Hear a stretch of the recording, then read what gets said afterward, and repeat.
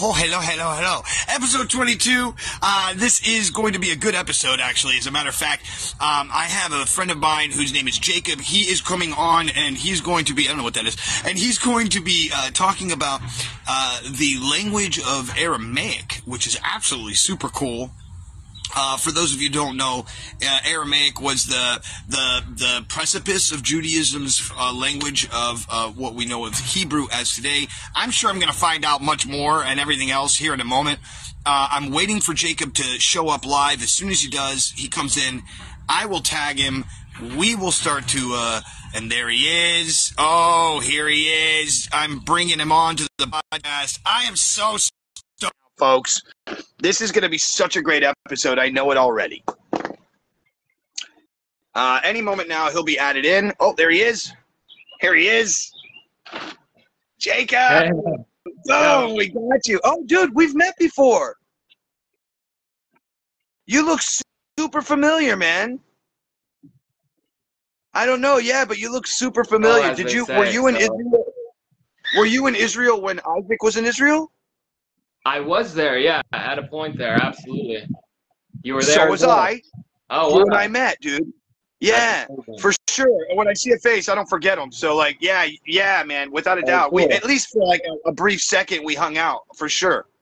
That's amazing, definitely. And you know, the trippy thought, maybe in past lives if people are into that kind of thing, who knows? I'm not personally, but you know, they say those kinds of things.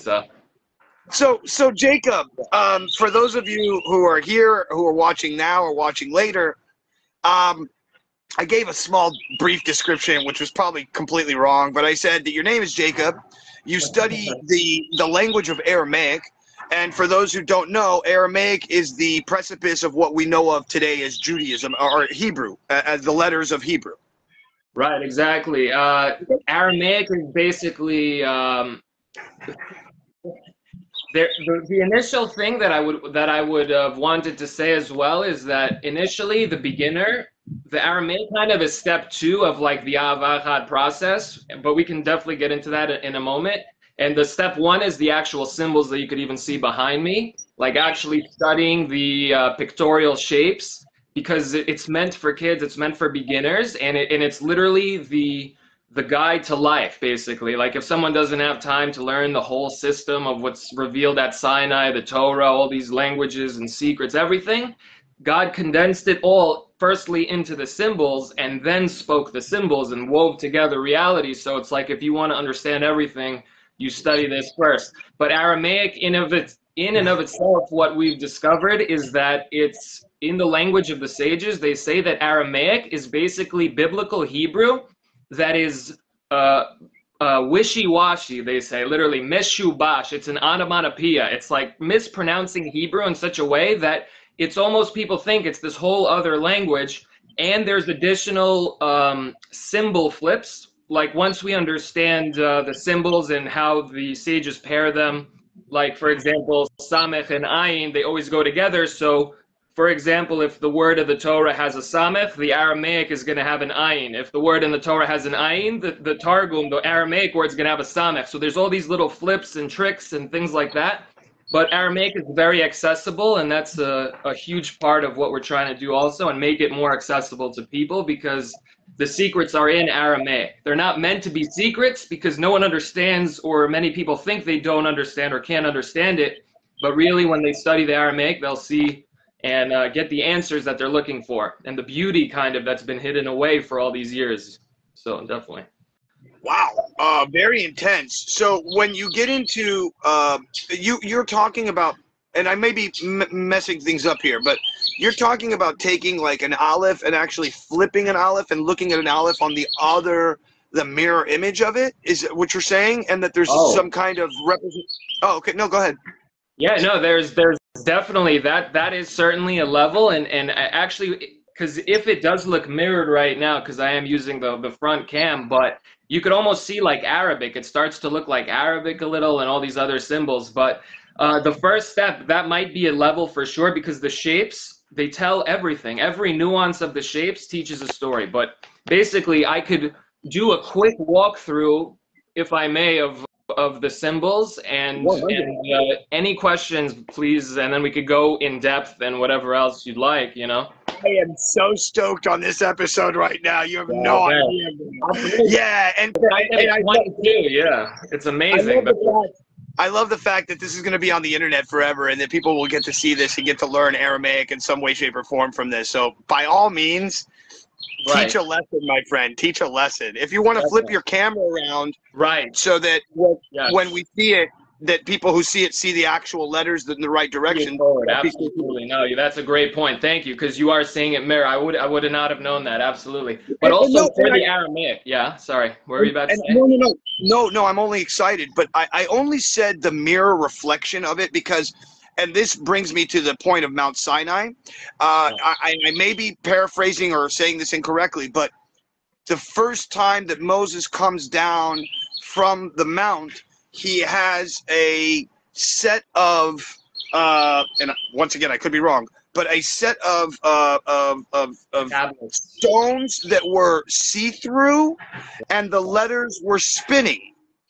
Right. So this is why I only bring out that are we, by looking at the Aleph and saying this is Aleph, if I flip the Aleph, does it also translate to this is the opposite of what Aleph is? And then it makes like the entire, language into 44 on some level, right? 44 letters. And then there's the positive attributes and the negative attributes of these letters, of these, I don't know.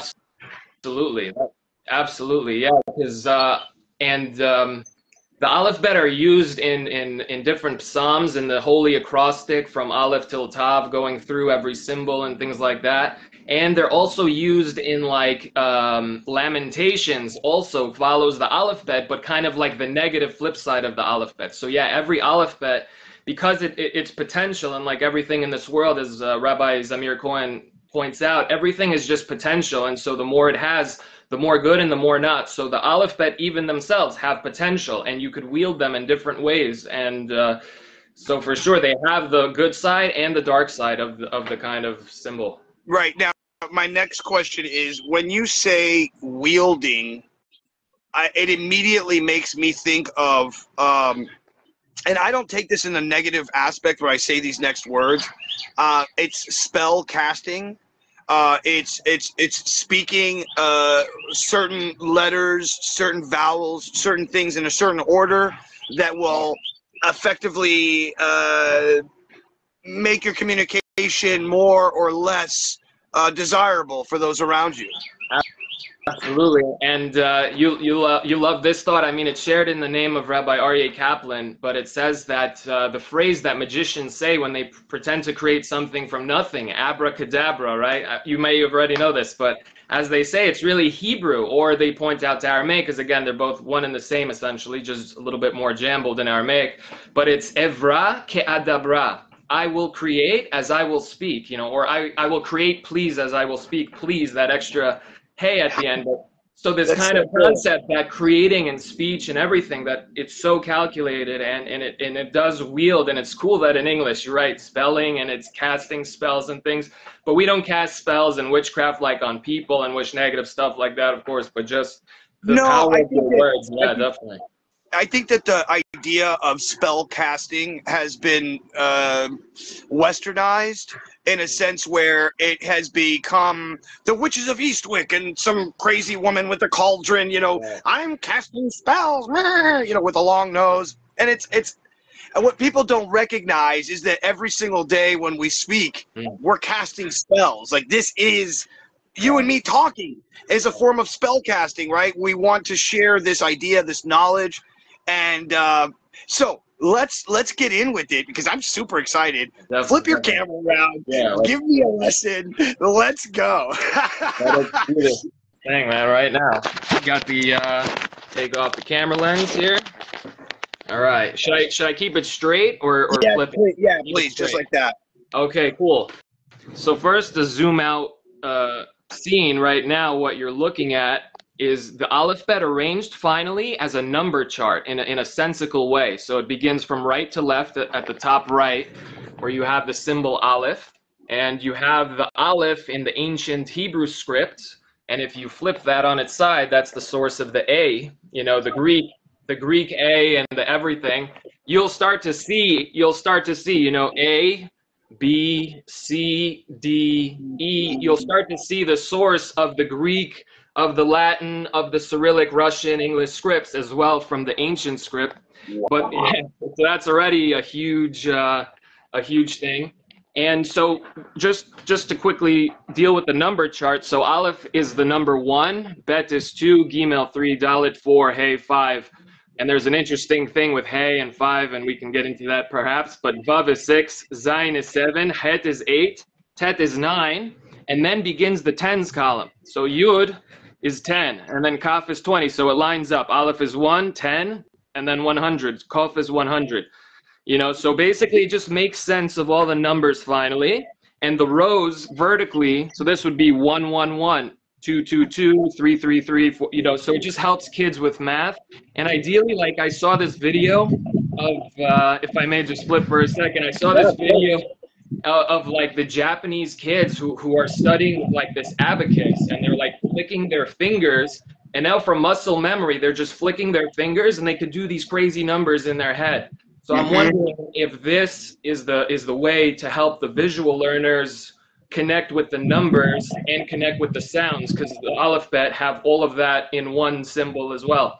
So there's just a lot of information. So yeah, now the actual lesson of the symbols, because there's a transmitted way, and it's recorded word for word how the sages learned, and this is how Rabbi Akiva learned, the great sage, at 40 years old, because his wife said that if you go and learn, I'm going to marry you. And she saved him and saved Israel because he became the leader of Israel and things like that. So is Rabbi Akiva's story the one also where he was in a, and I may be messing this up, but who was the rabbi, I'll ask, that studied for since he was a kid, but he couldn't learn, and then I believe the story is if a water droplet can make a hole into a rock, so can the fire of Torah burn my heart.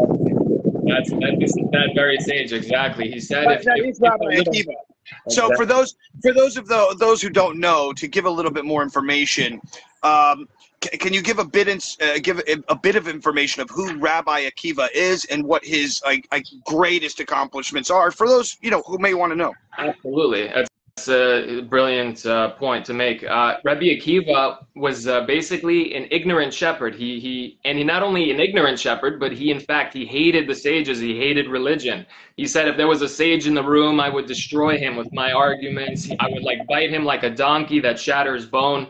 He said all these things before, and then at 40, he had this whole epiphany. Some say it was Rachel herself that told Rabbi Akiva when he witnessed and understood. He was very sharp. He had a sharp mind.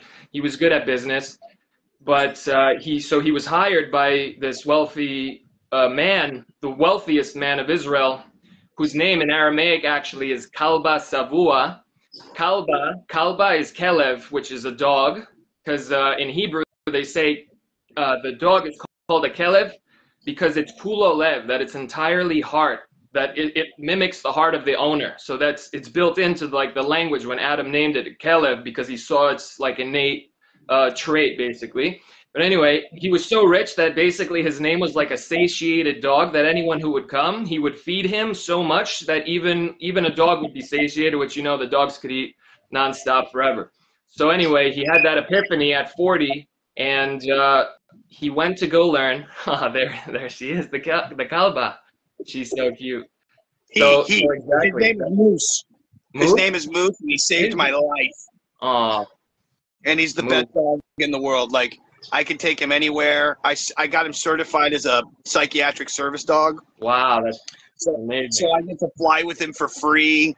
And he's the most, I'll take him to a restaurant. He'll just sit in the corner until I'm done. He's the most amazing, well-trained. Yeah, but I just had to bring him up because you mentioned it. No, absolutely. Thank you so much. That is the Kelev, and it's so amazing because it's all built in, and things are going to start to make sense when we start to look up what is this thing called in Hebrew. What did God call it, or what did Adam call this thing, and identify it as such. So also, if you don't mind, I'm going to keep cutting you off because there's so many things you're talking about that I want to have other people understand. Absolutely. Now, because some people may not know this, right? There's an idea in Judaism which states that the moment when Adam was naming the different animals, that this is the moment when things actually came into creation from the spiritual aspect of the universe. So as I speak it, it ends up being the thing, and that's how it came to be on some level. Now, was it already there? Yes. God had already made it, but it was man's job to say Adam, which is Adam, right? The man, right? Or a man. And so, well, the Adam, both male and female. When we say the Adam, it's referring to both the male and female as one, because that is a complete Adam. Yeah. Totally didn't know that, by the way. Oh wow. Yeah, you just blew my mind. You just blew my mind. Yeah, you just blew my mind with that statement. Amazing. So, I'm happy to hear that. And then I want to also share another thing with you, which is a simple gematria that I'm sure you already know it, but to share it with people, because we're in the alphabet, we're learning about language, we're learning about the numbers of the language, and then we're also learning about the interwoven beauty of the thing. So. Yeah, because there's so much there. Like the one, and I'll say it now. In the alphabet, depending on where you're from, whether you're Ashkenazi or Sephardic, and I did a whole explanation based on marijuana. I don't know if you've ever heard this before. No, I love it. Ashkenazi, they're so good. So Ashkenazis of the world live in the northern parts, right? They're wearing mostly black and whites. They're working the strimals. They're very hard and very tight kind of people. Now, the Sephardic are going to be those who live in the equator of the world, colorful, bright, flowery colors, the perfumes, the everything, right? Super different people, but if you think about it, the same. So we're talking about marijuana, the same. Indica, very deep, heavy. Nice. Sativa, very flowery and bright. That's awesome. Yeah. All right. So that's that one. And then the other one is, and this is a very cool thing for those who want to go out there and try to write this down. There's a letter, there's the words Abba and Ima. Abba means father. Ima means mother. Now, Abba is, the base of that is Ab, Aleph and base. Those two together. Now, when you add that together, that's 1 + 2 is 3.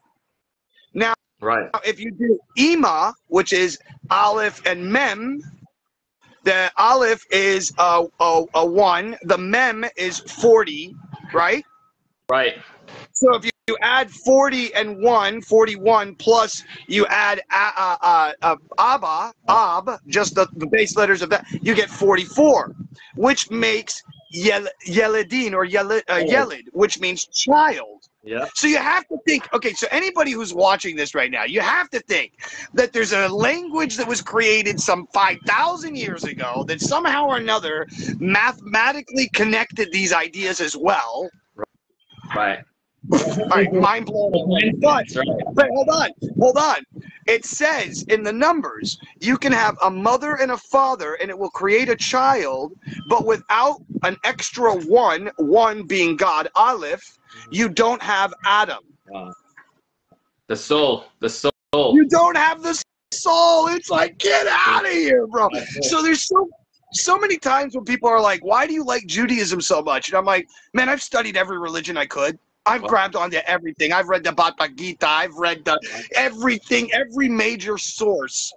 And the only two sources that really have any weight, in my opinion, are Judaism and Buddhism. And they're like super right all on top of each other all over the place. And you could say, if you wanted to go with like Jewish ideology, is that Abraham had actually created the idea of Buddhism and when he sent out his children in the world, they all took a piece of something, and this is one of those pieces that we find and that we can in some way connect to. Okay, that's enough from me. I would love to hear more of that myself. You know, this is exactly what I love. I was gonna say, if you didn't hear, Rabbi Ari Kaplan notes that the word Buddha or boded may even come from the Hebrew boded, which means to seclude yourself and to to lehit boded, to cause yourself to be secluded. And badad yeshev, they say that like in Ecclesiastes that they'll sit alone. So the word badad, bad means to be like this alone, and like where bud comes from, like a single bud on a flower, it's a single unit. So bud means to be like this alone concept, to be a standalone, and to have that space so you could think and meditate, for sure. Wow. And also let it be known for those who don't know this, meditation was the way to connect before there was a congregation and before that started. And for those who don't know, many of the reasons that congregation was created was based on the fact that the dispersion happened for the Jews. We had no way to have a way to be together. And so this idea of congregating together to remember the words of God, both in the written and the oral tradition. And this then, of course, transmutes itself into every religion and every idea and so on and so forth. So keep going. Oh, yes, absolutely.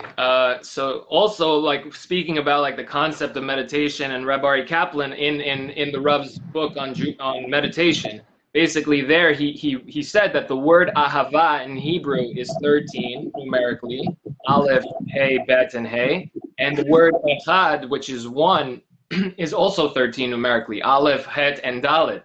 And so showing like any links, gematria is good, and why it's the most kind of quoted thing in the world when it has to do with the Aleph Bet is because it just shows an objective link in information, so it's just this number and this number, it's exactly the same in following the method. And so Ahava is 13 and Echad is 13, showing the link that the very thing that unites is love, the very thing that makes it one is love, and that's like the one love where it comes from, the reggae chanting, the one love, it's a deep concept, so that's and so to get even deeper, and then back to literally the symbol Aleph, is that one love, Ahava and Echad together is 13, and 13 together is 26, and that is the name of God. That is the name, like the Tetragrammaton, and so all these kinds of things. But yeah. Wow. Okay, so now on top of all of this, for those who don't know, there are many words that have the same number, right? That you can add these numbers together, and you're going to get, like if you look up the number 216, right? I'm just putting it out there, or 184, it doesn't matter, 45. You're not going to just find one word like Adam. You're going to find a bunch of words that fit in that number. But what's really trippy is that all of the words that go to that number are somehow or another correlated with the same exact ideology. Yeah, exactly. It's a web of ideas that all links, and to understand something, you have to understand the other words and how it's scrambled and all the other possible combinations the word could make. This is discussed in the writings of a mystic sage from 1,000 years ago, Rabbeinu Abraham Abulafia, who was called Abraham the Seer, because he really had tremendous powers because of his clarity of soul and the study that he received. And he basically says it's called tziruf. Tziruf is the connecting of symbols together, and it's also used by like connecting the pieces of a necklace together or a bracelet together, letzaref, and it has to do with combining and connecting. So when you want to break down a word, then scrambling the word would reveal all those different words that are spelt with those same symbols, all show that link in information. And an example that I could even give is that yirah, which is translated as fear incorrectly, which is properly awe, right? Yirah is awe. And what is awe exactly? It is re'iyah. Re'iyah is sight. It's the same symbols as yirah. It's re'iyah. When you see in aryeh, again, the same symbols. When you see a lion in front of you, that's awe. That's majesty. There is a fear for your life, but there's more this awe and reverence and like respect. That's what yirah is. It has nothing to do with fear, because with the infinite one, there's nothing to fear. That's the thing. So it's a very huge mental shift. But yeah, let's walk through the symbols real quick as I can. Yeah, let's go back. Let's go Absolutely. back. We're all over the place, but I love it. It's Absolutely. great. And We're Chris is following the thought. one of the people who's watching the show almost daily now, and she says, "I love everything that I learned from watching and listening in a daily. Very informative. Wow. Thumbs up, 100 hearts. So just wanted to let you know that.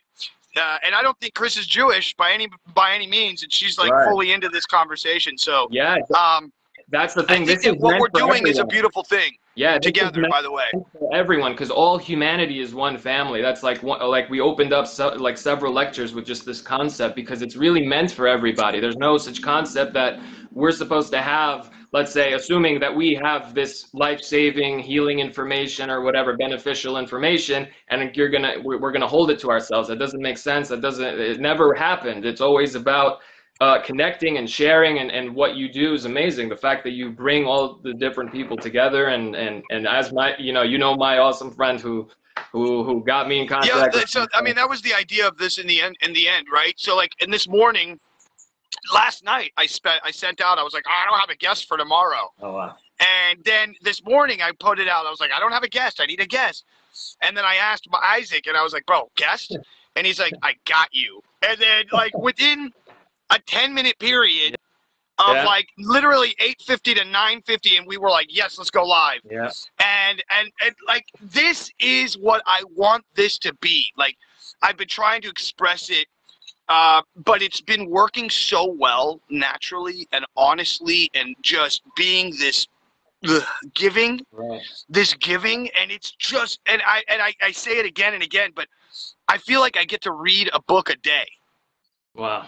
That's because I'm learning from somebody else's like life. Right. You know, like this is your life, this is your passion, this is your thing, and it's like, yo, feed me, bro, feed me. That's amazing. That's so amazing you say that, because literally every single person is their own book in a way, and the chance to speak to them is literally the symbol Aleph, which shows that unity of the face-to-face conversation, and we'll get into that right now. But I'm so happy that this worked out, and episode 22 is the most perfect thing for the 22 Aleph bet. There's nothing greater. So oh yeah, for episode 22 is like that doesn't get better than this, bro. It had to be. It had to be. So that's amazing. All right, so look, I'm gonna mute myself. You start talking. I'm just gonna listen. Oh, definitely, absolutely, and stop me whenever, and we'll go through it, because the Aleph bet is a visual thing. The most important thing I could say, or one of the most important things, is that this is not learning how to read Hebrew. This is learning how to see symbols, and you'll understand them as easy as you would a stop sign. You know, Aleph is a unity sign, bet is a division sign, and we're going to get into it. And just to show how it's all visual, when God speaks and creates, when God said, let there be an etz, let there be a tree spelt with ayin and sadi, literally just the shapes combine, and it looks exactly like what it is. So a tree, which is spelt with the symbol ayin and with the symbol sadi, codes for a tree, and the shoresh, the roots, look exactly like what the roots look like. So it's all visual. It's all visual. Absolutely. Absolutely. It's crazy. It's crazy stuff. So here we go. This is how Rebbe Akiva started at 40. So he's saying that the symbol Aleph is really made up of two symbol Yuds, one above and one below. And the symbol Yud, the sages discuss, is like the head of a person. You know, the ID just takes a picture of your face, you know, and so the head of a person is the Yud. And skipping a little bit, the head of a person with the body essentially is the symbol Vav. So you got the head of a person, which is the Yud. A Vav would be a head of a person with a body. And we're going to go in order from there, but I just wanted to show because that's important. Anyway, the Aleph is showing that these two heads are sitting opposite one another, opposite the table, having a conversation face to face. And that's literally the meaning of Aleph. And that's like the high school chairs, where you would have like the desk attached kind of to the chairs. So it would be two chairs attached to the desk in the middle, and the people are learning face to face and having the conversation. Even if they're even if they're on opposite sides, it's the same kind of unity. It's them trying to have that communication, and that's what makes peace. Aleph is like the bridge, the unity being the number one, and all these kinds of things. And so almost like duality as well, right?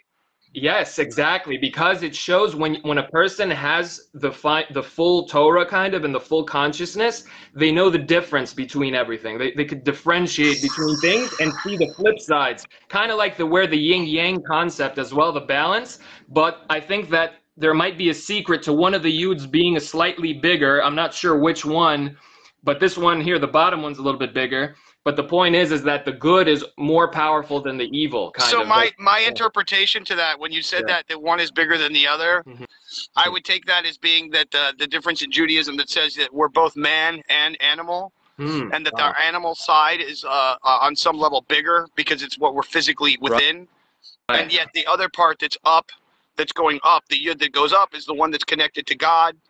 And so that's the one that makes you your manly self, right, and not your animal self. And so the animal self is the thing that we're trying to overcome.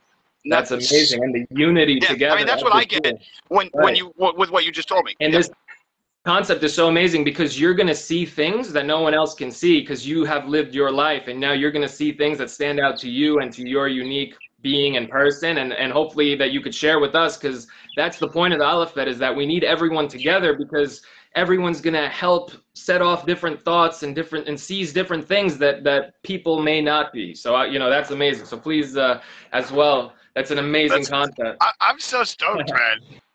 Amazing. So the kids also, they group the symbols together. So they say Aleph, Bet together. They say learn together as one, face to face. The Torah that begins with a big symbol Bet. That's why it's also bigger here as opposed to the other symbols. And in addition, it has 4 crowns. That's the transmission from Sinai, that in addition to it being big, it should ideally have these 4 crowns on the top. And so the symbol Bet, as it is right now, bigger with the 4 crowns, basically alludes to the entire written Torah, the beginning of the revelation of Sinai. And it's a beginning symbol because it's like a closed bracket. If you imagine like a little guy in the middle and you're starting to walk, you can't walk this way, right? You could only go out to the future. So the Hebrew moves from right to left. And so it begins with a bet and it goes out. Yeah, beginning of creation. So right away, the kids are telling us the importance of having a friend in unity, husband and wife, heaven and earth, all these concepts in Aleph, and learning together the Torah that teaches the differentiation. Bet is numerically 2. And it could show like splitting like heaven and earth going top and bottom. And it shows the difference between things, how to understand what is good for you, what is not good for you, what, all these kinds of things are in there. And then they say, Gimel Dalit is Gimel Dalim.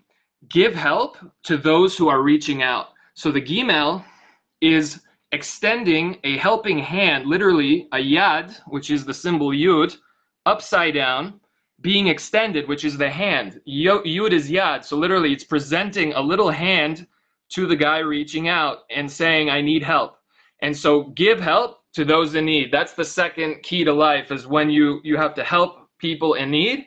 And these are the first 4 symbols already, so just the wisdom that it starts you off built in. And now we're about to see that it takes off, because if you do those first 4 symbols, the infinite God is then going to reward you in the following way. And so it continues.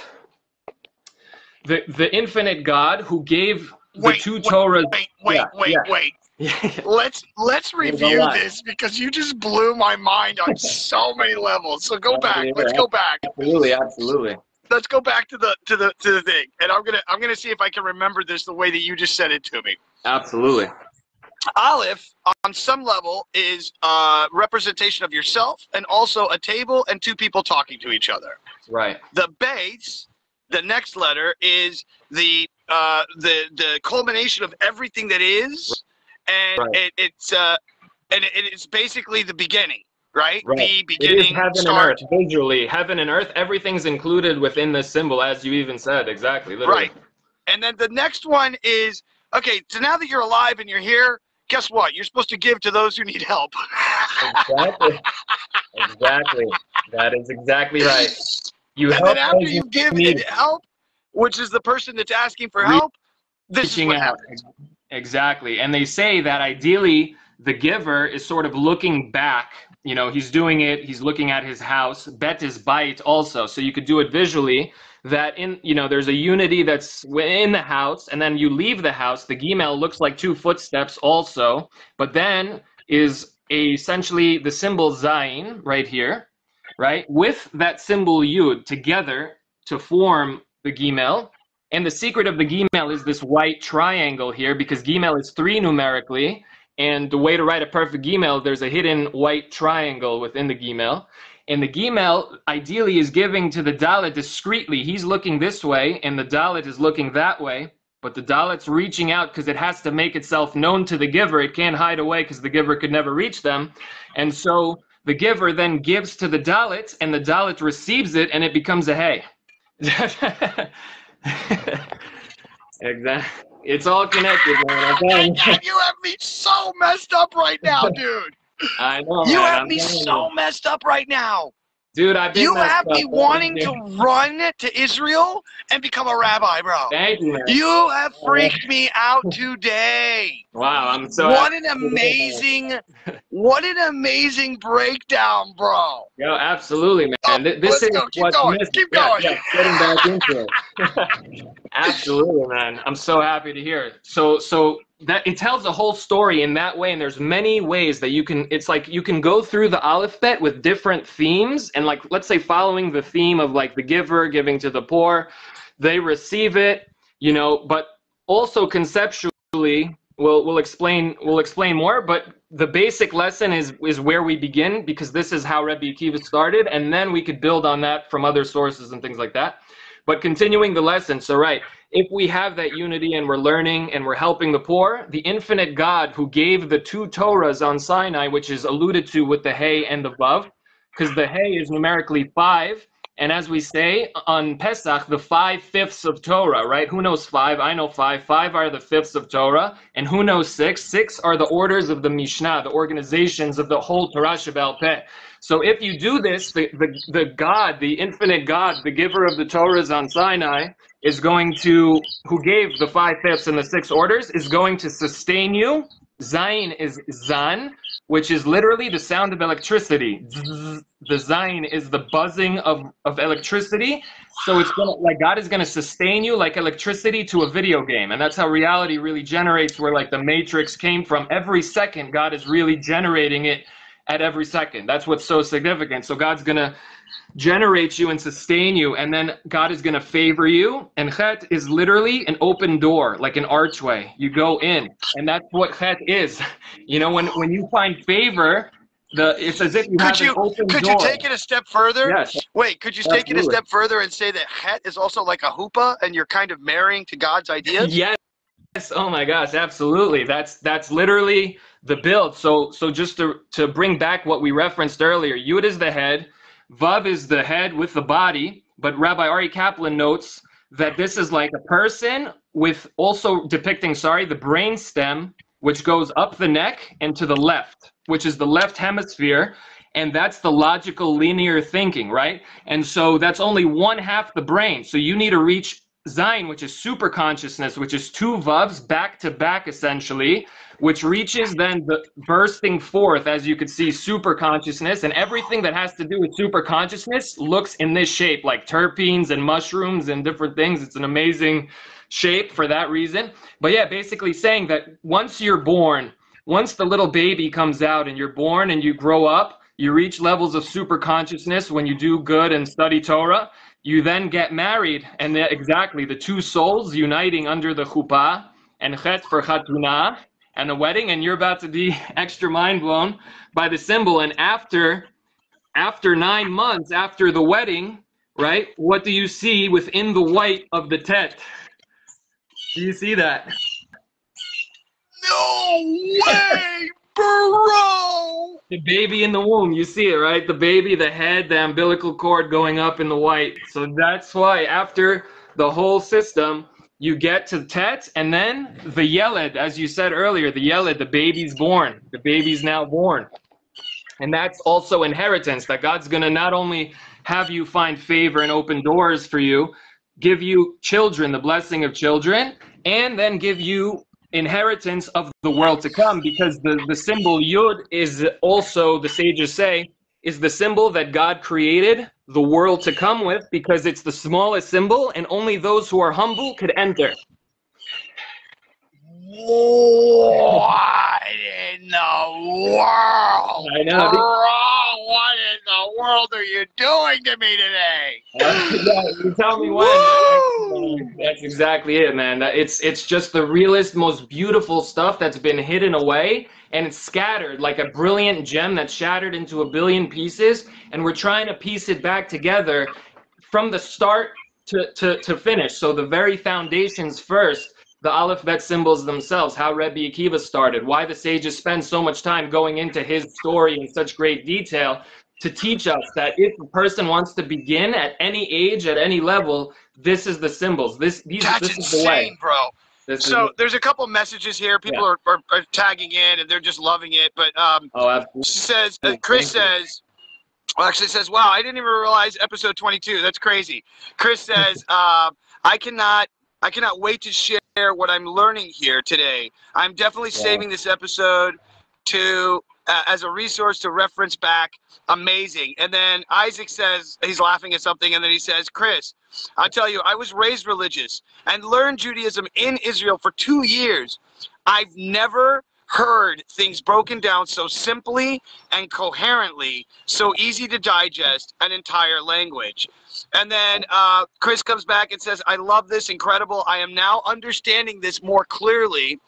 Wow. And then he says, oh my God, the negative space, I see it. That's it. Wow, what a great episode this is turning into being, bro. Yeah, I am loving you so much for this. Thank you so much, man. Thank you for your time and energy and all the time that you've spent studying this, bro. Absolutely, to make it so clearly visible and understandable and digestible for anybody who watches this. It's so good, dude.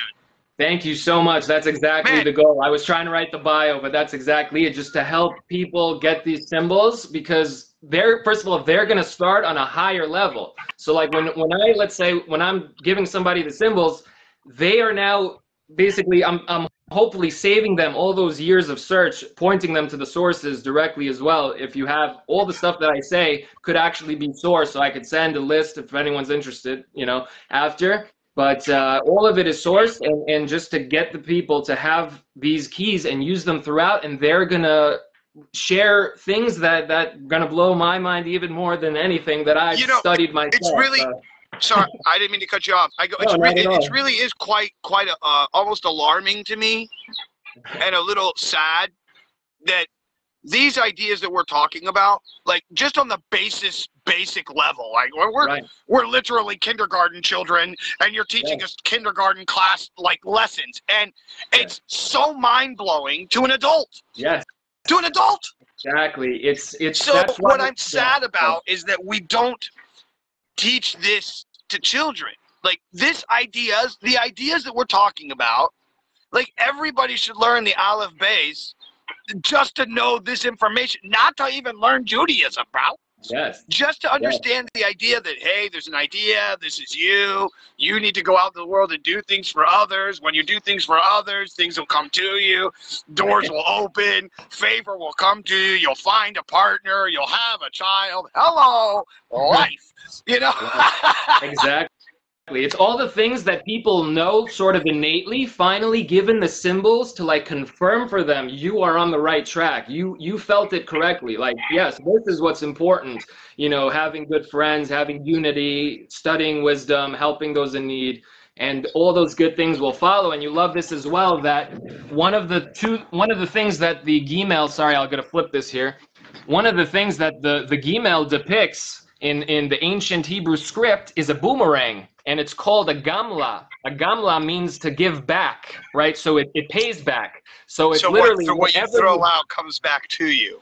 Exactly, exactly. And you could build Wow. the lesson that it's like whatever you learn at home is sort of what you can give out to the world, and hopefully you fix it so that if it was a broken home, you don't have to give that out. Obviously, Gamla has to do with also stopping something. So you don't have to continue any evil cycles. You can stop the cycles and break the chain and break the cycle. That's what the Vilna Gaon says is the secret to redemption, is to shatter all these repetitive cycles that people could find themselves in and just keep shattering them. And the barriers in life, literally, biblically, is called the Satan. What is Satan or the Satan? It's just roadblocks in life that builds you like an exercise machine, as Rabbi Zamir Cohen says. And it's alluded to in this in the symbol Tet as well, the one that was for the baby in the womb, which depicts the great is good, protected and sheltered. But at the same time, the black shape of the Tet is confirmed in Sefer Yetzirah, Rabbi Aryeh Kaplan quoting Rabbi Avraham Avinu, that the Tet depicts a snake and a serpent. It's like head, right, up here, and it goes down, and on its belly, and its tail curls around. And so how could the Tet be good, right? Because isn't the snake sort of the symbol of evil? But the point is that without that evil and without the barriers and without the temptation, there is no level. There is no point in this world. The point is that you are given a chance to become great. And the sages say, if you can control that serpent, it could do amazing things for you. If you control your body and your things, it will bring you amazing gems, even, they said, like by the initial Adam in the Garden of Eden. It said that he lost the tremendous servant when the snake was punished that day, or whatever happened. And Rabbi Joel David Bax discusses these concepts as well. So just important to say that for people as well. So it reminds me, when you say that and you talk about the serpent, and again, I'm paraphrasing. I don't know all this very well, but there is a supposedly a prince of God, right? Which many people consider Satan, right? And that this character comes to us and tells us to do bad things so that he can run back to God and say, oh, look, I got him to do something bad. Right. What character is that? So that's actually two different characters, which is interesting, or maybe one and the same. And from the concept that God is one, really everything is one in a way. But the Satan is its own kind of thing because it's named separately. But the sages just say that the Satan, quote unquote, has three sort of faces or three manifestations or heads, kind of. So it's manifested in the body as maybe like the lazy urge, the urge to do something not good or whatever. Then if the person does it, it manifests as the Satan in the heavens to say, look what he did. And then God forbid, if the person doesn't repent and doesn't change and doesn't do anything for all this time, that God's holding back sort of the karma, if they did something, let's say, really not good, whatever, then that karma will be visited upon them by the angel of death, quote unquote, to pay back the person. So it's like the three faces of one entity, kind of the same thing. But again, God is so merciful that many people who left religion, I remember my grandfather telling me that I call him my grandfather, but he when he left, he was scared, at 13 or whatever, if he turns on the light on the Sabbath, he's going to get zapped by lightning or something, he's going to die. So all these kinds of things. And that's obviously not how God works, because God is our loving parents. Do parents ever kill their child for doing something? No, absolutely not. The point is that a person could just sort of either benefit themselves or kind of damage themselves, but we're not even talking about mess ups and things. But yeah, God is so merciful that you're not going to die if something like that happens. You're not going to do this. God waits for 1,000 years. God waits all this time. God gave the generation of the flood 120 more years, which is insane. If the generation is so corrupt, how do you even give them one more day to live? But God gave them 120 years, because to say how merciful God is, but eventually God's going to have to act, because if not, people are going to say there is no God, or God sides with evil, letting it run rampant. So all these kinds of things. It's a crazy balance. Okay, you just hit another nerve.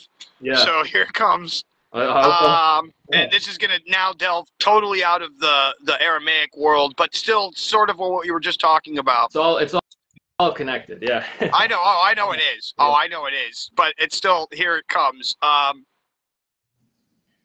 do you feel that artificial intelligence and or our future of connecting technology to our body, do you feel that that is part of the process of what we're doing? Like we're meant to become technological weird things? It's so interesting. I think that well, Rabbi Joel David Bax explains in his book. He says that there's basically two ways that the Messianic era is prophesied in the prophets. One verse says that the Messiah is going to come upon the clouds, you know, of glory. It's going to be miraculous, all these things. The other verse says that he's going to be this poor man riding on a lowly donkey through town, you know, all these kinds of things. So two seemingly contradictions, and there's a principle that there's no such thing. If there's two verses that contradict, there's a third verse somewhere that resolves the any seemingly thing, one of the 33 paths of extracting Torah information. Anyway, so it says that, sorry, what was that last thing there that I just said, if I may? The 33. I was talking about transhumanism and turning into robots. You made a point about the prophecy, how there's two different aspects of that. Yes, thank you. And that one of them is, and from what I'm gathering, is that if all of us come together, we are Messiah, we are the Mashiach, we can do it on our own by us being all the Mashiach. Very Gandhi, be the change you want to be in the world idea. And then also the other way is that we, in the lonely donkey analogy, it is, in essence, we're already made perfect, we're already made to connect.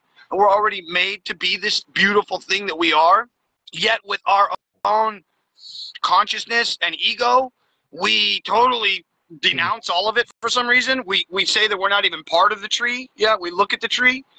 And in essence, in doing so, we end up becoming less of what we are. So we end up being a lonely man with a donkey. This idea that we think we know. And in essence, well, all we're really doing is putting a carrot in front of the donkey with our own stick, our own thoughts, our own things, and thinking that we're so great with our little donkey as we walk towards God. And then we get there and we go, oh, God. That's a beautiful way to also like interpret that as well. And just to answer, because you were asking specifically about like the AI stuff, and like kind of like technology and science so rapidly increasing, doubling or every day or whatever it is it's doing now. But Rabbi Bax is saying that the Vilna Gaon was struggling to understand how could it be that there's these two sort of ways. What is the middle way, basically? It's in like quantum physics, there's a word for it, like the superposition or something. It's like, it's not this and not that. It's this new thing in the middle, something. Yeah, I think, and so, the closest thing we found to that so far is the God particle, which is in quarks, right? And it's one of the, I think, 12 or 14 different types of quarks that there are, which are the elemental aspects of what makes up an atom, right? And within there, just, you know, and in that there is this idea of what's called the God particle. They literally called it that. And the reason they call it that is because it exists, it does not exist, it has weight, it doesn't have weight. Things can travel through it, but it can also stop things. So it has this very weird essence of spirit on some level. It blends in. They're still trying to figure out to this day. Wow. Yeah, it definitely starts. Sorry, there's a couple here things. It says, if Neuralink can stop epilepsy, is that God or Satan? How are we able to differentiate? And then Chris says, okay, Paul, do you have an opinion, or could we be more productive as a society if our president was a robot, therefore being emotionless? Woo! There's some questions here, so I'll let you answer that first one from Isaac. What do you think if Elon Musk is able to make people hear and see and walk, right? Which are some of the reasons I think that they say the Antichrist, for those who are into the Antichrist jargon, that person will be able to speak a bunch of languages. They'll be able to help heal the sick and and people will all run towards him because that's supposedly the person who can save us. Interesting. You know, as we said, like everything is potential, and but what Rabbi Bax was saying, that the Vilna Gaon is saying, there's going to be essentially a synthesis of the two. One is like super miraculous if Israel merits, and if we're good people, as you said, if we unite and do all these things. One is if we don't merit, and it just sort of has to come at a deadline or whatever it is, it's going to come in this very physical, natural way, and it's kind of the difference between the two temples. The first temple was miraculous. David, God gave his enemies into his hand. He took over everything. And, the world was saved, built the temple with Solomon, everything. The second one was very natural. They're trying to get people to come back to Israel. They had to have an army to protect them from building the wall of Jerusalem because they started to build it and they were being attacked. So there's these two ways, and Tanakh already showed us two full ways how it could go down. So this new middle road that Rabbi Bax is saying is going to be the synthesis of miraculous science. So it's science and it's in the natural way, but it's happening so fast and such crazy revelations that are being revealed that it's miraculous at the same time. So it's this blend of things.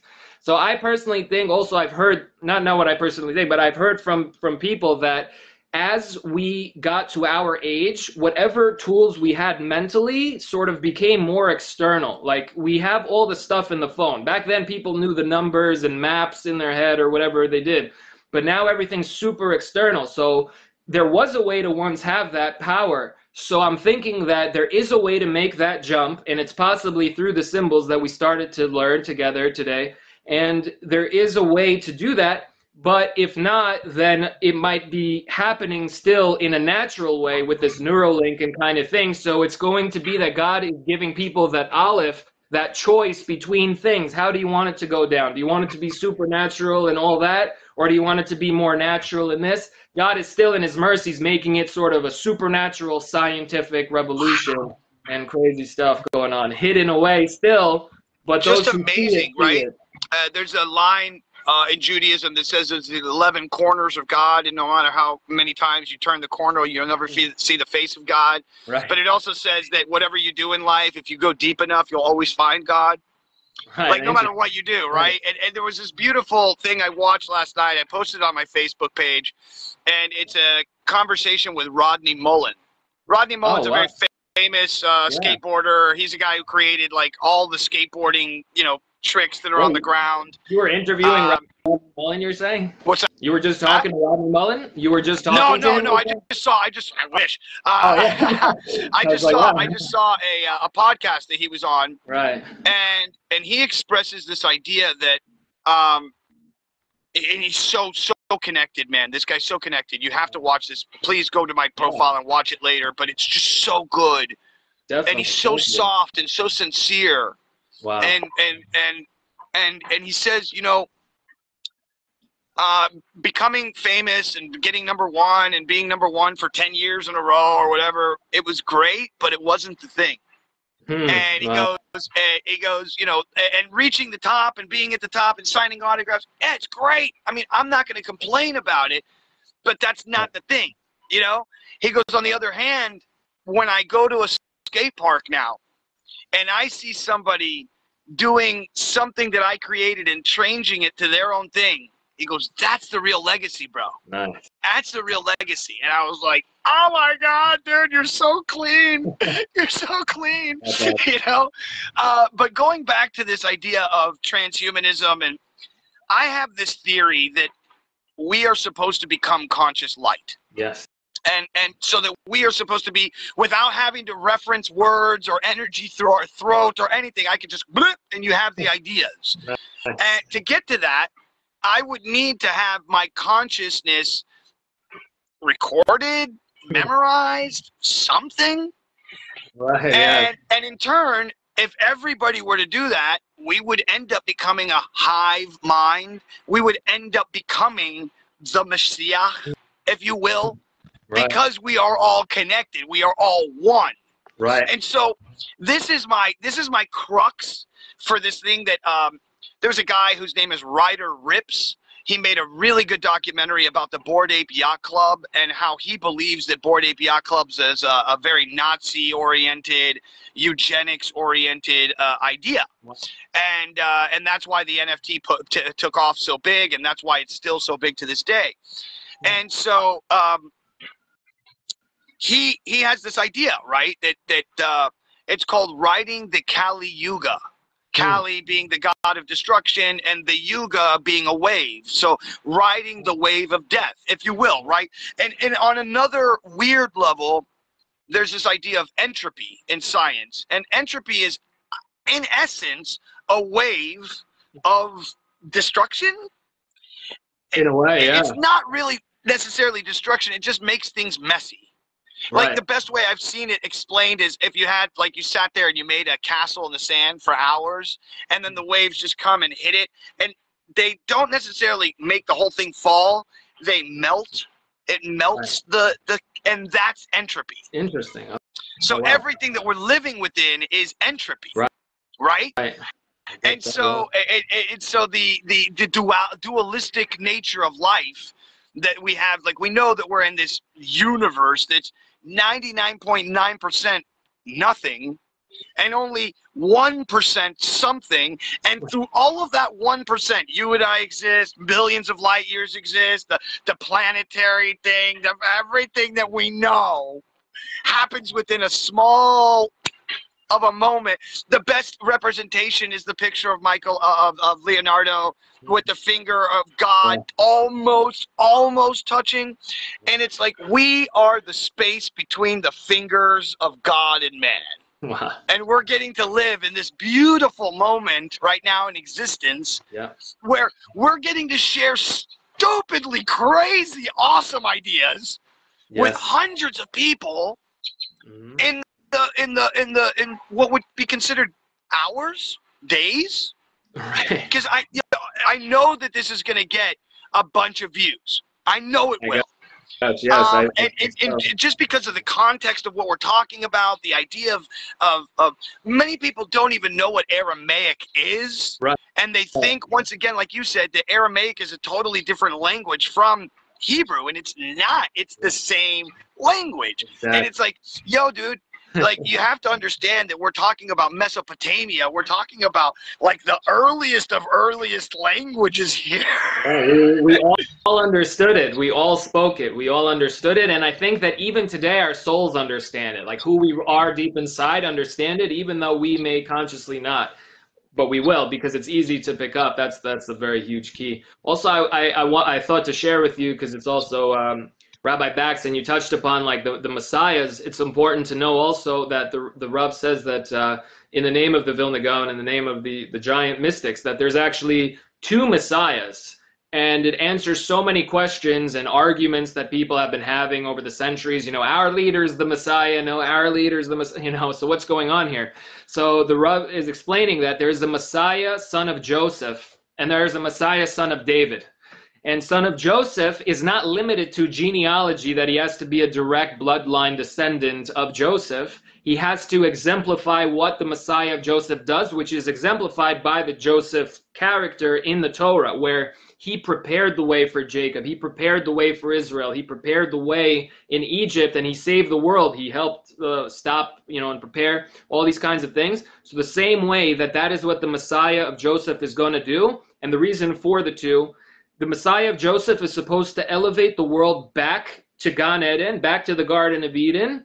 And the Messiah of David was supposed to take it where it should have gone the first time. Adam never had to fall. He could have elevated all reality where he was placed. And because it fell, we fell into this 3D realm out of 4D, out of 5D, and we're here in this world. But we have to first get back up to where we fell out of, and then elevate it even further. And the Messiah of Joseph is every man, woman, and child. So it's not limited to men or or women. It's men, women, children, whoever furthers what the Messiah of Joseph does, which is teaching Torah, helping settle the land of Israel, not necessarily the Israel government, but the Holy Land itself, which biblically is massive, and it includes all of those territories that surround the little sliver today.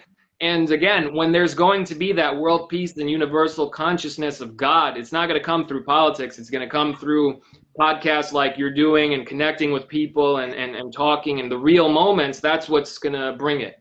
So that's the two messiahs. Yeah, absolutely. So now I'm going to go back to, because what you just said triggered something else inside of me.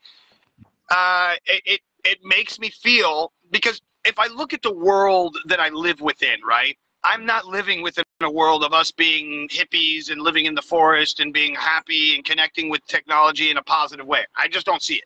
Right. So if that's the case, I see us becoming Borg, like literally genetically modified nano babies. Like, we are going to create beings that are going to be like connected to the hive at birth. That's crazy. It doesn't take much longer before we get there, right? Another 25 years, 30 years, 50 years tops. I'll tell you. We're already genetically modifying ourselves as it is with the new Chimera gene, with the ability to do things. Right. How long does it take before, and mind you, 10, 15 years ago in Japan or China, they were doing genetic marker changes for the intelligence of your child. If he had blue eyes, brown hair, blonde hair, how tall, how much, all of that's already been done. We've already been doing this for a while. Right. How much, it's weird because we are the first generation of humanity that has the ability to change the game. Prior to us, no one had that ability. Yeah. The game was the game. Yeah. So now that leads me to believe that with what you're saying about Adam having the ability to have been able to rise up at the moment of being in the Garden of Eden, here's my trippy trip. How do we not know that what we are going to consider artificial general intelligence, not super intelligence, but just general intelligence, which is considered to be 5,000 times one person? So, okay. Wow. So what is that not God? Oh, if you're saying that, how if someone has, if the AI has all this wisdom, you're saying, is that what you're saying? Right. If it has let's say we got a large language model, right? And connected it to every document that was ever written by any Jewish scholar, including the Torah, including every single piece of Judaism that you could find. Right. Good, bad, ugly, sideways, doesn't matter. Throw it into the machine. Right. Plus give it everything that we've ever written, done in human history. Right. Books, letters, music, art, all of it. And it has a fundamental understanding, no longer just a database, but now able to look at the database and go, oh, okay? Mm-hmm. Which is a totally fundamentally crazy idea that we're running towards right now. How is that not God? Well, it could be God's hand, but God is so much bigger. It's kind of like if God created the eye, yeah. I take it back. I take it back. But maybe I should rephrase it. How is it that we don't represent as a race that is God? Like, I mean, at one point or another, we're going to be like, dude, the guy has answers to everything.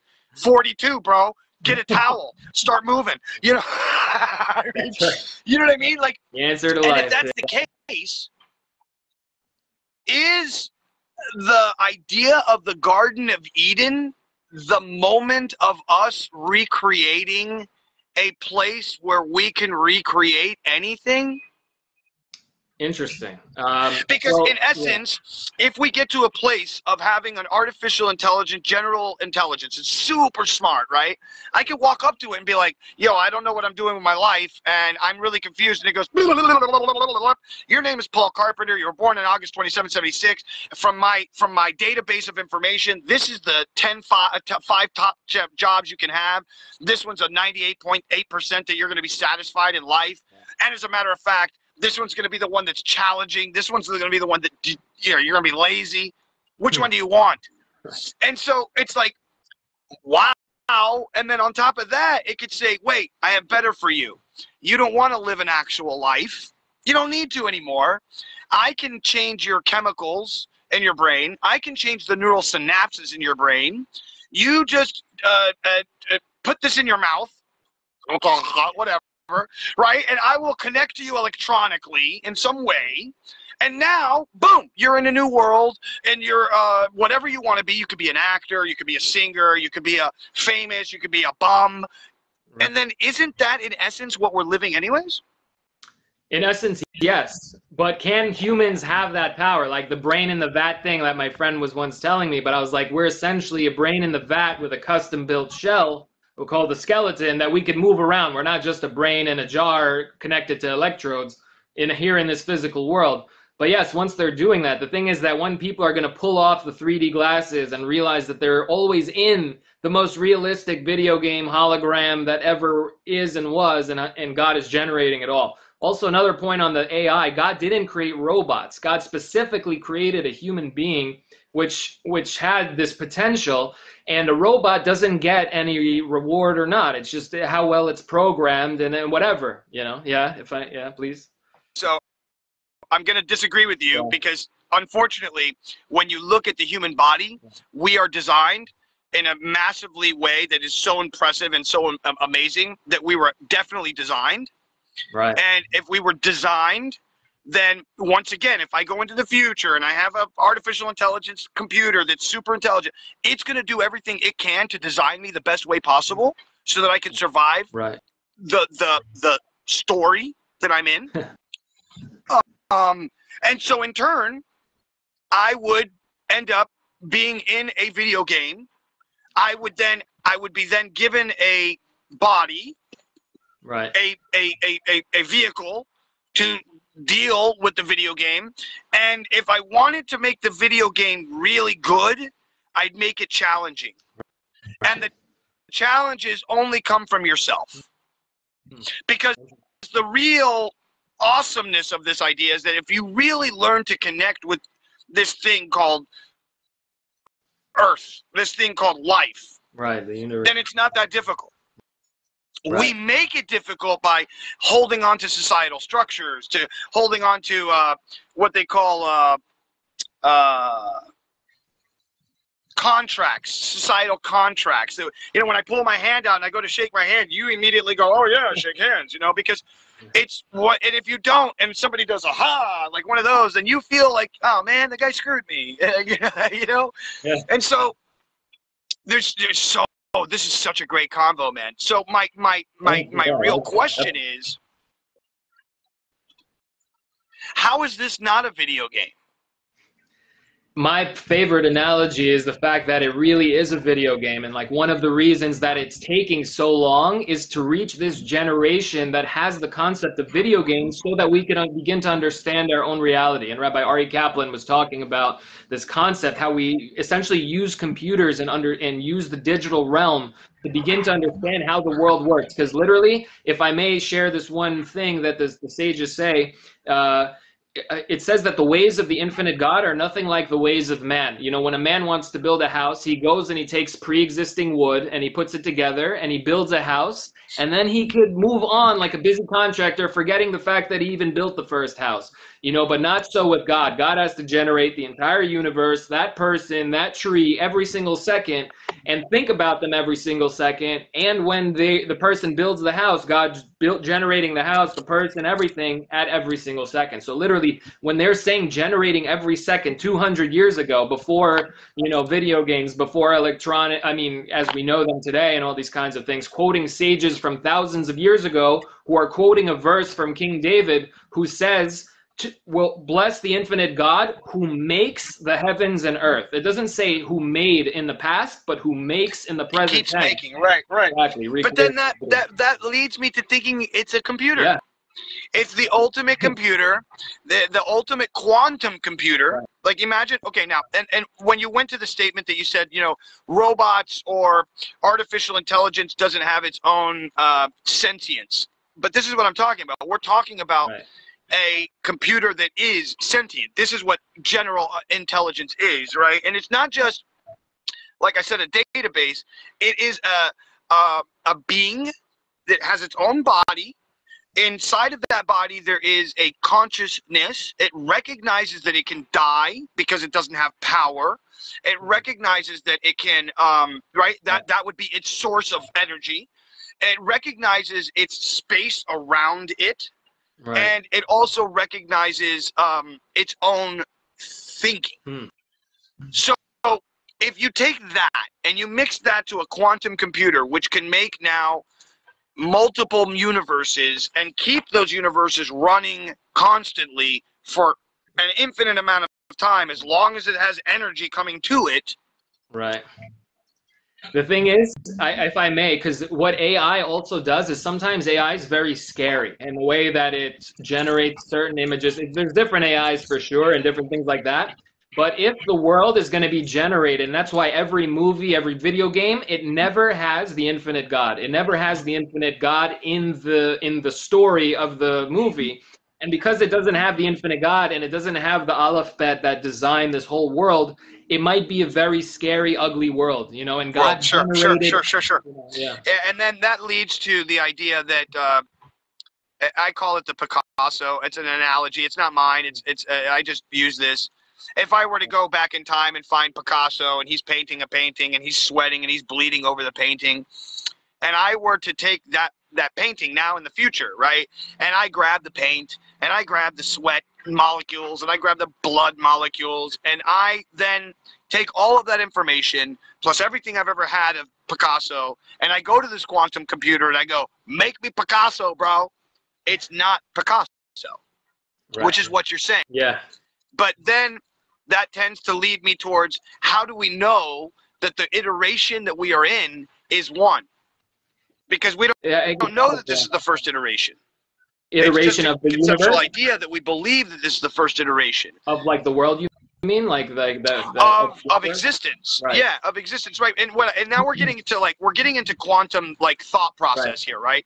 So like, or even multiple dimensional worlds, right? So like, how like if I'm in this dimensional world which uses technology, which uses electricity, right, so on and so forth, and we go towards this upward pattern, the answer would be that the ultimate is a massive computer that is unexplainable, that is creating at all times and never stops creating. That might be the perfect analogy to understand what the infinite one is, but obviously the infinite one is beyond this realm, so our minds can't fully grasp it. We could become aware, and we could become aware like through the study of the symbols. Like no human being could have woven so much information into such a minimalist shape that also is the source of our alphabets and all these concepts and things. So you have that idea as well. And Rabbi Bax also quotes the sages transmit that it says that there were many worlds before this world that were created and destroyed, you know, throughout time. That God created worlds, destroyed worlds, created and destroyed. And it's really what this means is the process of creation. It's like the early stage of the world was destroyed to create the new stage of the world. It's kind of in Buddhism, I think, like Shiva, he's the destroyer, but the destruction brings like the new life, I think, if I heard that concept correctly. So yeah, hence the Kali Yuga thing that I said earlier, riding the wave of entropy or destruction. All depends on how you want to look at it. Right. But yeah, 100%. And then when you said God created many worlds and destroyed worlds and created worlds and destroyed worlds, well then again leads me to believe that we're not in iteration one.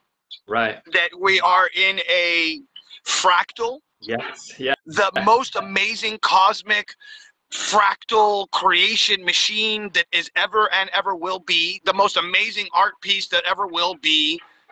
Yes. And in turn, the ideas of what we're talking about, saying that like, yeah, that this isn't number one, that this is just a representation of, but that the creator in all of its creation represents itself all the time, everywhere. And if you just take the time to stop and look, holy crap, it's right in front of me.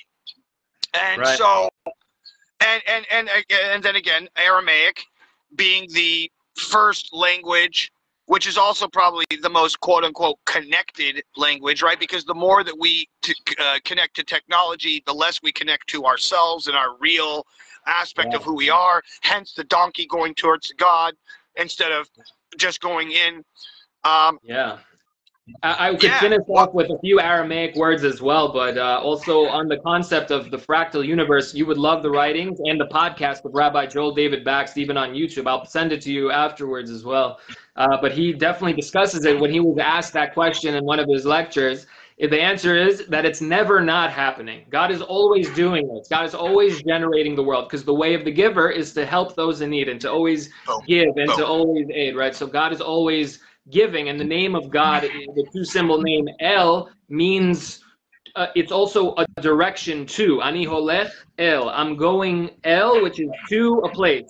And so El is showing that God is the God who's generating and always flowing in the energy into our world. Wow, And, because he's the ultimate giver. Yeah, the giver, exactly. So the ultimate giver is teaching the lesson of how to give. And I'll tell you that the word God in and of itself may come from the relationship of Gimel and Dalet together, because God, literally Gimel Dalet together, which spells God, right? Because God is the ultimate giver and we are the ultimate receiver, and we have to learn to be like God to become givers as well, you know, and things like that. And dude, I could sit and learn from you for days, weeks, days, months. You have no idea how much I've enjoyed this conversation, bro. Likewise. Okay, man. look, we're kind of coming towards time. We've been on for an hour and a half, which is absolutely beautiful. Amazing. I think we've gone through a lot. Yes. If you would not mind, could you please tell people how to find you? What is something that you're working on now? A way for people to take a class from you, maybe? And if you don't have one, please start putting together a class that you could teach online that people could just pay you 20, 30, 40 bucks or whatever and start to learn from you. And if you don't know how to do that, I will help you out. I will help you out and show you how to do it. It's not hard. On the business end is not my strong suit, but definitely to help people. Thank you so much. 100%. But yes, as soon as we're done with this, I'll send you to a couple different websites that are made specifically for teaching classes, and then it has a whole thing with where they membership in, and they have like their own code, and then you can give them the different subjects one at a time, and they have to take each one before they can go to the next. All that. It's all there. It's all really easy to do. I've seen some stuff, definitely. So much appreciated. Man, absolute pleasure, and I'll be your first client. Thank you so much. Yeah, so we have some videos. You could check out ahavaechad.org, ahavaechad.org. And you could check out, we have a lot of free downloads. We have, and all our stuff is being updated because it's been projects over the years, and just sharing immediately with people, not so much caring about how it's punctuated or whatever, just sharing the ideas and the moment of excitement and different things like that. But that's where you can find it. And also my friend who hooked it up here today, he's actually selling a very delicious fig arak, a pistachio-flavored arak. So that's in Brooklyn, so you could contact Isaac if you want for some of that as well. Dope. Yes, anything we can do to promote anybody and everyone. Man, I want to say thank you so much for being here, Jacob. Thank you so much from the bottom of my heart. Yeah, thank you. What an amazing episode today. Wow, so happy to hear that. I'm so happy it worked out. No, dude, episode 22 and 22. There is no coincidences, my friend. So thank you so much for coming on. I'm going to end the show now. Have a beautiful day, all right? You as well, man. All the best. We're keeping in touch. We're keeping in touch. Absolutely, dude. Very, very great. Excited. Thank you. Dope, man. Thank you. See you later. Bye. Oh, my God. Oh my God. Hello. How does it, let's just go with, how is it that I wake up, all right, last night I'm begging for someone to show up. I'm begging for an episode. And then I say, hey, I need an episode. Then someone goes, hey, grade 22. That's 22 letters of the alphabet, this, that, the other. And then someone else comes in and goes, oh, wait, I have somebody who's like, mind you, had not seen the post. And he goes, bro, I've got a guy, he studies Aramaic, he's amazing. You got to see this, bro. This guy's, it's going to blow your mind. I'm like, all right. So I text him, and I'm like, I've got 10 minutes. Are you in? And he's like, let's go. No coincidences, friends. No coincidences. And also, please recognize that this comes from putting yourself out there, putting yourself in a place of wanting to give, putting yourself in a place of not stopping no matter what, and giving it to faith and saying, you know what, dude, I'm going to do the episode. I'm going to put it out there. I'm going to make something. And yeah, you are. Yeah, you are. So with that, my friends, please go out into the world and do something nice for somebody else. And if you can't, do something nice for yourself. It does start with you first. Number 2, don't get caught up in all the crazy stuff in this world, because then, woo. And number 3, if you don't mind, please like, share, subscribe. Send this out to somebody who wants to see it. My friends, I love you. I thank you. I'm so thankful for you, Chris. I'm so thankful for all the people who've come in today and watched. Isaac, thank you so much for bringing your guest. Jacob, for being the guest. I mean, all of it. Guys, please. Thank you. Thank you. Thank you. Please like, share, and subscribe. Send this out to somebody who'd like to see it. I just sent out a press release today. I'm looking for sponsorships. I'm going to try and get 5 sponsors. So at the beginning of each show, I start doing sponsorships. Thank you. Thank you, and thank you. I will see you all on the other side.